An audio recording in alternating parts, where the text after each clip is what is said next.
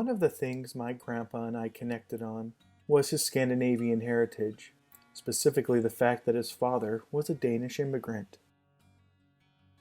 Niels Christian Martin Nielsen came to the United States as a young boy with his family in 1887. They landed in Iowa but eventually moved west to settle in Seattle, Washington. Martin's brother Frederick, however, has always been a mystery, especially to my grandfather. Fred worked as a machinist for several years in Seattle, Washington, where he received a job offer in Chile and boarded a ship never to be seen again. Grandpa was determined to find out what happened to his uncle, whom he had never met. The little my grandfather knew came from postcards that Frederick sent home, but the information was never enough to find him after all of these years. As I got older, I became more interested in learning about my ancestors. I made a personal promise that I would help my grandfather find his Uncle Frederick. First, I needed to piece together the information we did know. We knew that he moved to Chile, but didn't know exactly where he lived.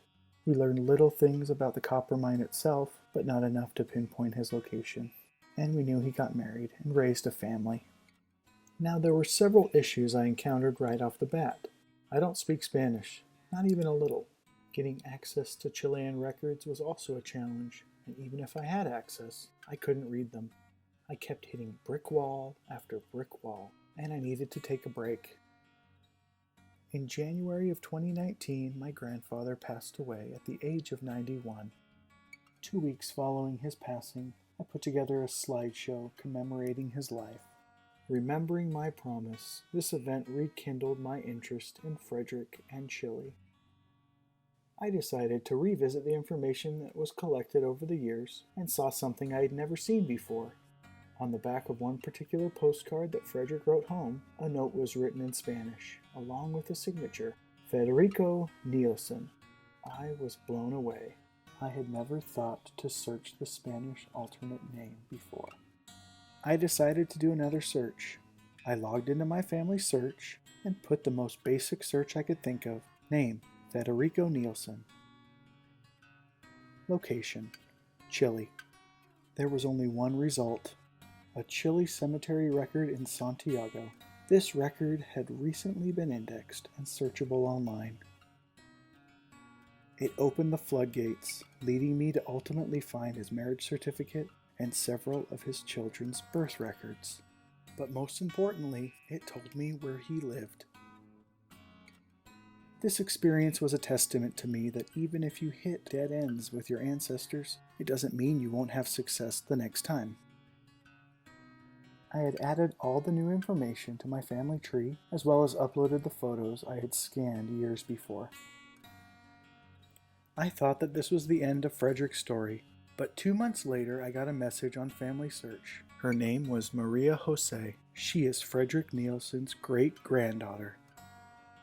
I am Maria Jose Ralil, the great-granddaughter of Frederick Nielsen. I live in Quilpué, Chile. I never knew his full name, so it was very difficult for me to find information about Frederick. I knew that he had come to Chile from the United States and that he had lived in Sewell and later in Santiago until he died from a heart attack. My grandmother Sylvia is 96 years old and is the youngest daughter of Frederick.